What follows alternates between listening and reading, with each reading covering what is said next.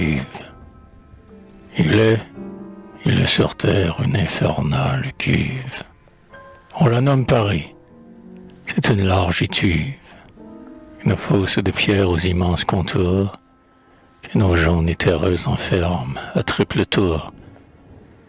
C'est un volcan fumé, toujours en haleine, qui remue à long flot de la matière humaine, un précipice ouvert à la corruption, où la fange descend de toute nation, et qui, de temps en temps, plein de vases immondes, soulevant ses bouillons déborde sur le monde. Là, dans ce trou boueux, le timide soleil vint poser rarement un pied blanc et vermeil. Là, les bourdonnements nuit et jour dans la brume montent sur la cité comme une vaste écume. Là, personne ne dort. Là, toujours le cerveau travaille et, comme l'arc, dans son rude cordeau, on y vit 1 sur 3, on y meurt de débauche. Jamais le front huilé, la mort ne vous y fauche, car les saints monuments ne restent dans ce lieu que pour dire, autrefois il existait un Dieu.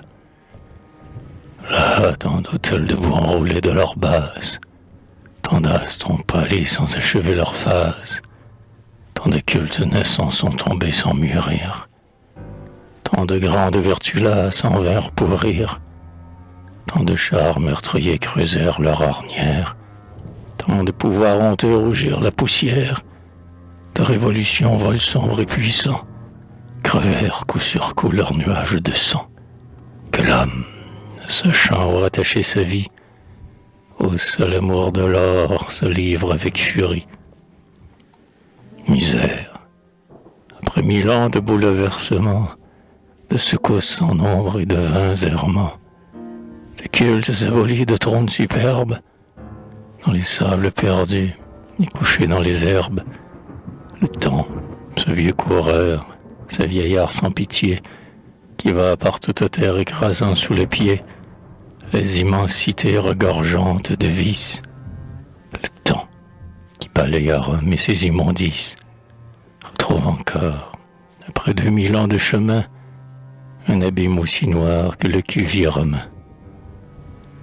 Toujours même fracas, toujours même délire, même foule de mains partager l'empire, toujours même troupeau de pâles sénateurs, même flot d'intrigants et de vils corrupteurs, même dérision du prêtre et des oracles, même appétit des jeux, même soif des spectacles, toujours même impudeur, même luxe effronté, en chair vive et en os même immoralité, même débordement, même crime énorme, moins l'air de l'Italie et la beauté des formes. La race de Paris, c'est le pâle voyou, au corps chétif, au teint jaune comme un vieux sou. C'est cet enfant criard que l'on voit à toute heure, paresseux et flânant, et loin de sa demeure, battant les maigres chiens, ou le long des grands murs, charbonnant, sifflant 1000 croquis impurs. Cet enfant ne croit pas, il crache sur sa mère. Le nom du ciel pour lui n'est qu'une farce amère. C'est le libertinage enfin en raccourci, son effront de 15 ans s'est levé s'endurcit. Et pourtant il est brave, il affronte la foudre, comme un vieux grenadier il mange de la poudre. Il se jette au canon en criant « Liberté !» Sous la balle et le fer il tombe avec beauté. Mais que l'émeute aussi passe devant sa porte, soudain l'instinct du mal le saisit et l'emporte. Le voilà grossissant les bandes de vauriens, molestant le repos des tremblants citoyens, et hurlant, le front barbouillé de poussière, prêt à jeter à Dieu le blasphème et la pierre.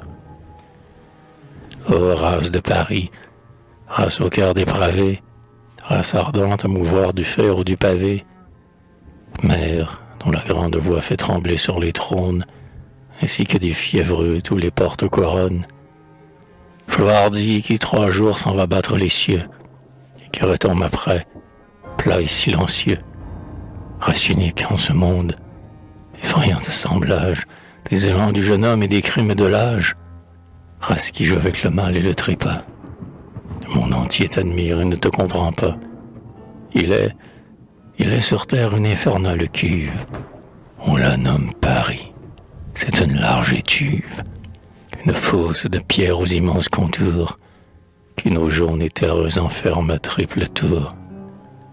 C'est un volcan fumé toujours en haleine, qui remue à long flot de la matière humaine, un précipice ouvert à la corruption, où la fange descend de toute nation, qui de temps en temps, plein d'un vase immonde, soulevant ses bouillons déborde sur le monde.